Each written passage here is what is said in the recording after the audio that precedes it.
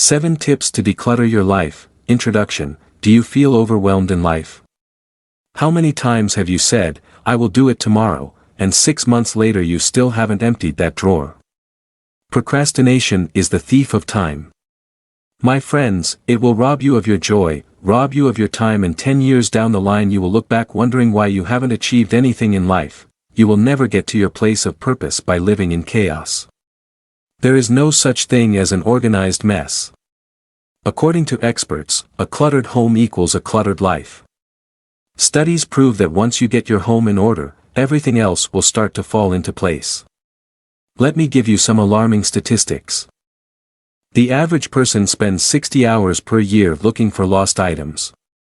That equals 150 days throughout a lifetime. Just think of what you could do with 150 additional days. There is more to decluttering than getting rid of unwanted items in the home.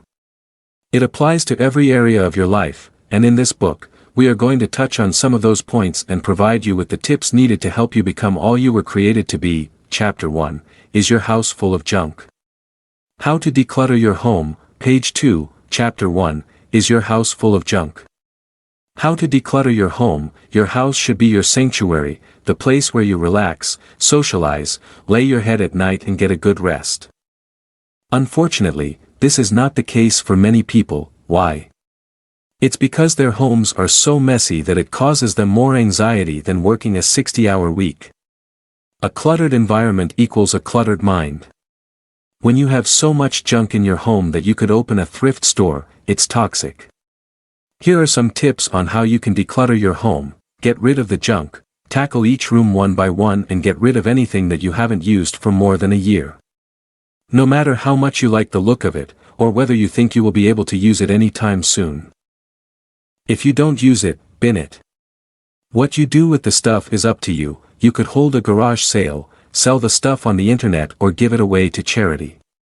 The point is get rid of it, clean. Now that you can see your carpet, it's time to start cleaning.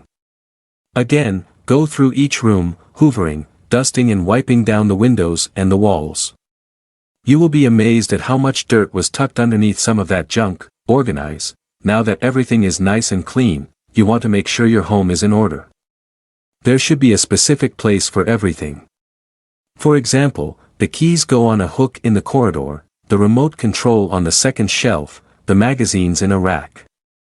Don't leave anything unassigned. Give your possessions a home within a home. You will probably need to go out and buy some bins so that you will have somewhere to put everything. That's it.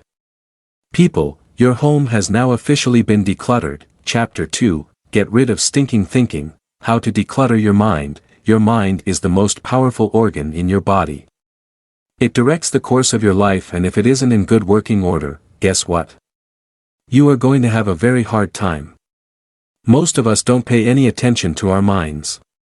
We feed our bodies, but our minds are neglected. We don't think about what we are putting into our minds, and neither do we think about what we are thinking. How would you feel if I were to tell you that everything that is happening in your life right now is a direct result of the way you think? Without getting too scientific here, thoughts are energy. Energy travels and connects with other energy. Everything in life is energy, so whatever you think about the most, you will attract into your life. This is a universal law. There is no getting around this fact, so you can either let the laws work for you, or they will work against you. According to research, human beings think approximately 60,000 to 70,000 thoughts per day. That's a lot of thinking, right? But if I were to ask you to write down your last 1,000 thoughts, you wouldn't remember. That's because most of the time, you are not conscious of your thoughts. The trick is to pay attention to your dominant thought patterns when you catch yourself thinking. What are you thinking about? Are your thoughts negative or positive? Unfortunately, most of our thinking is negative. That inner voice is constantly feeding you bad news. However, the good news is that you have got the power to control your thoughts. It's not the easiest thing in the world to do, but with persistence and practice you can master your thoughts. Pay attention to your thoughts. To start, pay attention to what you think about. Are you concerned about paying bills or that you won't have enough money to send your children to college? Do you wonder if you will ever achieve your goals? Carry a notepad and pen around. and when you catch yourself thinking, write your thoughts down, change the narrative of your mind. The idea here is to erase negative thinking and replace those thoughts with something positive.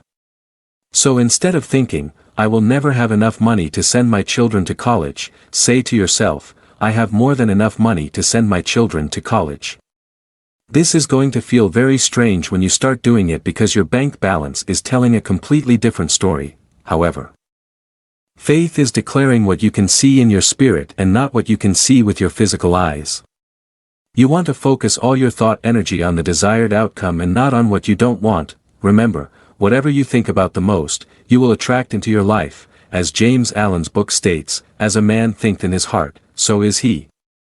Chapter 3, Are your friendships holding you back? How to declutter your relationships. When I was a teenager, my parents didn't like the friends that I had started hanging around with, and they would say, show me your friend, and I will show you your character. In other words, your friends reflect who you are. I didn't pay this any attention until I got older and realized what they meant. I assume that you are reading this book because you are trying to get somewhere in life. Unfortunately, not everyone has goals. Some of your friends are either content with where they are in life, or they are too lazy to change their circumstances. People like this will hold you back from reaching your destiny because subconsciously they want you to remain in the same position as them. Therefore, they will do everything in their power to hold you back. They will call you at all hours of the night and day to talk about their problems for hours on end. They always want you to come to some social event, or they will turn up at your house with a beer and a pizza and sit in front of the TV for the entire weekend. These are not the type of people you want in your life, so here is how to get rid of them and make new friends. Take inventory of your friends, make a list of all the friends that are closest to you. Next to their names write down their goals, if you don't know ask them. And then write down what these people are doing to achieve their goals. Next, write down what you do when you spend time with people as well as the content of the conversations that you hold. If any of your friends have no goals, you spend most of your time engaging in non-productive activities and conversations. You need to get these people out of your life, feed them with a long-handled spoon. Weeding people out of your life is not the easiest thing in the world, especially when you have known them for a significant period. Just telling them you don't want to be friends anymore is rude and insensitive. However, you can start to distance yourself from them. The more you focus on your goals, the less time you will have to spend with them. They are not going to understand this at first. In fact, some will become quite annoyed with you. However, you must persevere if you are going to get anywhere in life. Start networking. Once you have got rid of your old friends, you want to make new friends that are walking on the same path as you. The question is, where do you find such people? Go to seminars and conferences where speakers are teaching about success, goal achievement and prosperity. People don't go to places like this unless they are trying to change their lives for the better. Once you have got rid of your old friends, keep them out. This sounds harsh, but unless they are walking in the same direction as you, you don't need them in your life. Chapter 4, How are you managing your time? How to declutter your day. Have you ever wondered why successful people achieve so much? It's not because they have some divine knowledge that the rest of the world don't possess. Neither is it because they are magically given more hours in the day than everyone else. Outside of sheer hard work, it's because they manage their time exceptionally well. Every hour of their day is filled with doing something productive that relates to a specific goal. This is the daily routine of the average person. They roll out of bed an hour before work, rush to get ready, have breakfast if they have time, go to work, come home, have dinner, sit in front of the TV watching fruitless entertainment. Go to bed, wake up in the morning and do it all again, can't wait until Friday, get depressed on Sunday. Does this routine sound familiar to you? Now, here is the daily routine of Bill Gates: wake up at 4 a.m., has breakfast, run on the treadmill for an hour at the same time as watching an educational DVD, read the newspaper, has a shower, gets to work. This is just a snapshot of his daily routine. However, can you see how different it is to the average person? Here are some tips on how to manage your time better. Wake up earlier. One of the many reasons why successful people are where they are in life is because they wake up before everyone else. While the rest of the world is in bed, they are up doing what they need to do to ensure their goals are achieved. I am not telling you to wake up at 4 a.m., but you can start by waking up an hour earlier than you normally would and see what type of a difference it makes to your level of productivity. Have breakfast. Breakfast is the most important meal of the day. It sets you up for success, it fuels your brain and prepares you for the task at hand. Exercise. A healthy body equals a healthy mind. Get the blood circulating in your body first thing in the morning and you will be fired up and ready for everything that you need to do. Work on your goals. The first thing in the morning is the best time to work on your goals. This is when you have the most energy and willpower. At the end of the day, you are tired, you don't have much energy left and you are not as productive. Write a to-do list. Most people plow through their day with no real direction. When you know where you are going, you are more likely to get there. Write a to-do list before you go to bed and carry it with you throughout the day. As you get each task done, tick it off. You will feel an overwhelming sense of satisfaction that you have successfully managed to complete what you set out to do. This is just the beginning. Once you gain momentum and start waking up earlier, you will really see a difference in your productivity levels and the number of things you are able to accomplish throughout the day. If you don't have a plan for your life, expect one thing: failure. Chapter 5. Does your desk look like a trash heap? How to declutter your work area. Your work environment is equally as important as your home environment. If it is cluttered and full of trash, your productivity levels are going to be at an all-time low. Your desk is where the magic happens. All the work you need to get done happens in here, so you want to make sure that it is conducive to success. If you feel flustered and stressed out when you sit at your workspace because you can't find the minutes for last night's meeting, or you can't find your project plans and whatever else comes along with having a messy desk, you need to make some changes. Here are some tips on decluttering your work area. What are the necessities? In other words, what items do you use all the time? Keep these things at arm's length. Everything else should either go in the trash or in a drawer. This step will keep an organized flow on your desk. Spring cleaning. Dust is real. It can build up very quickly under a pile of mess. So once you know what you are throwing away and what you are keeping, give your desk a good clean. Compartmentalize your desk. Create compartments based on your work tasks. This will allow you to prioritize your work and help you to flow through your tasks throughout the day. For example, you can have a compartment for emails, meetings, research, etc.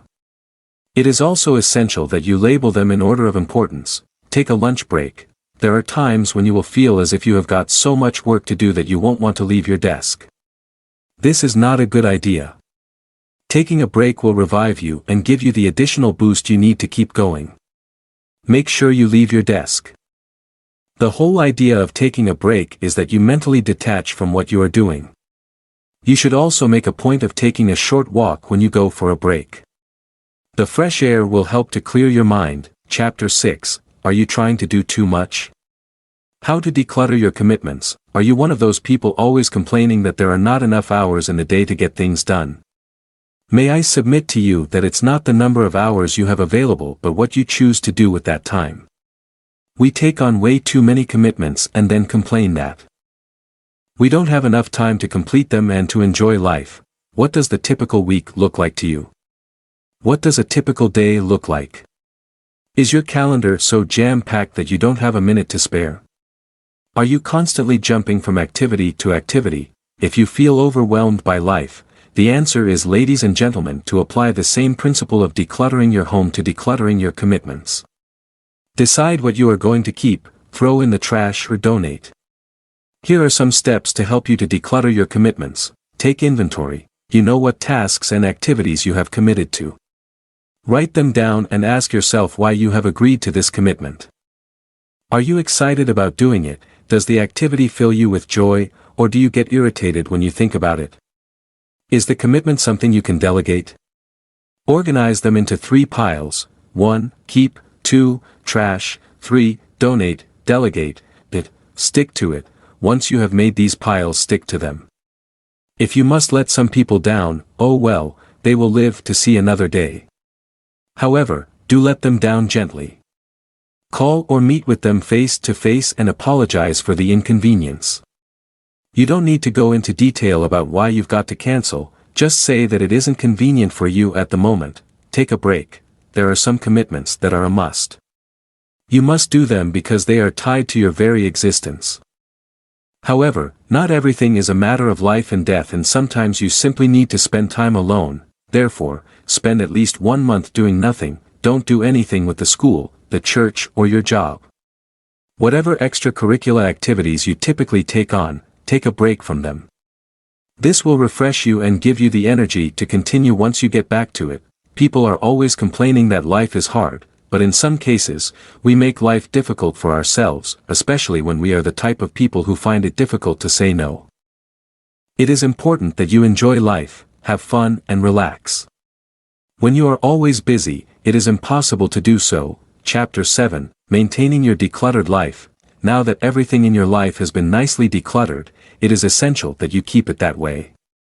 Here are some tips on maintaining your decluttered life. Maintaining your decluttered home. Give your home a good clean once a week.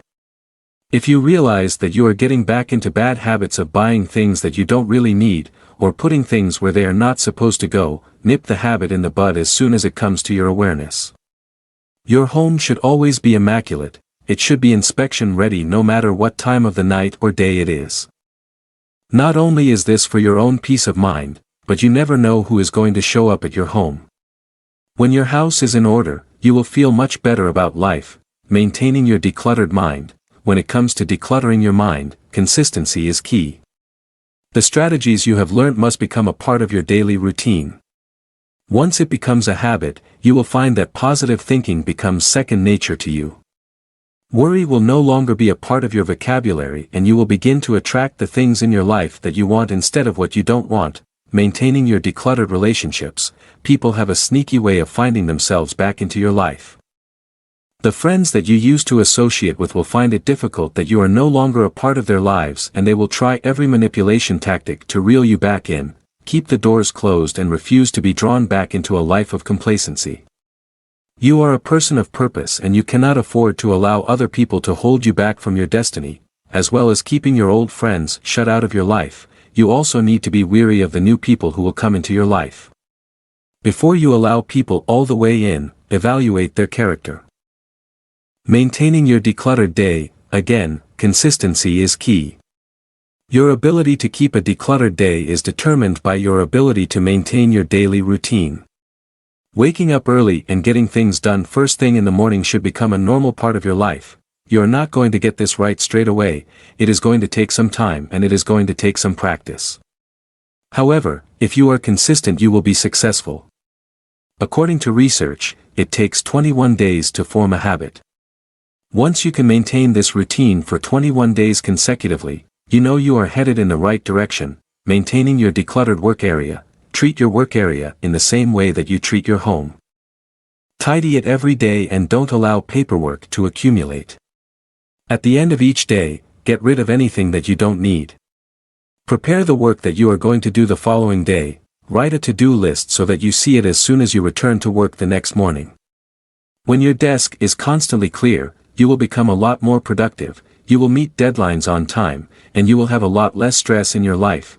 Maintaining your decluttered commitments. The key to decluttering your commitments is learning how to say no. When someone or an organization asks you to do something, if your week is already full, or you don't feel in your heart that it is something you need to be a part of, then say no. Every so often, take inventory of your commitments. If you ever feel as if things are getting too much, go back to the keep, trash, donate principle. Conclusion: I don't know what your ideal life looks like, but I do know that you are reading this because you feel overwhelmed. You've just got too many things going on, clutter is wearing you down and you want to eliminate it. I can deeply empathize with you because once upon a time I was that person. My life was so full of nothing that it felt like I was walking up a never-ending hill and I was unable to see a way out. However, after reading some books, watching some videos and going to seminars, I decided to implement the principles that I had been learning. All I can say is that my life was transformed. It took a while, but I got there in the end. That is the reason I have written this book. I believe that we can all live a decluttered and minimalist life if we are intentional about it. You must make a conscious and determined effort to live this way every day of your life, and after some time, you will begin to see things change. However, change does not come without work, and you will need to have enough discipline and determination to put the work into achieving your goals.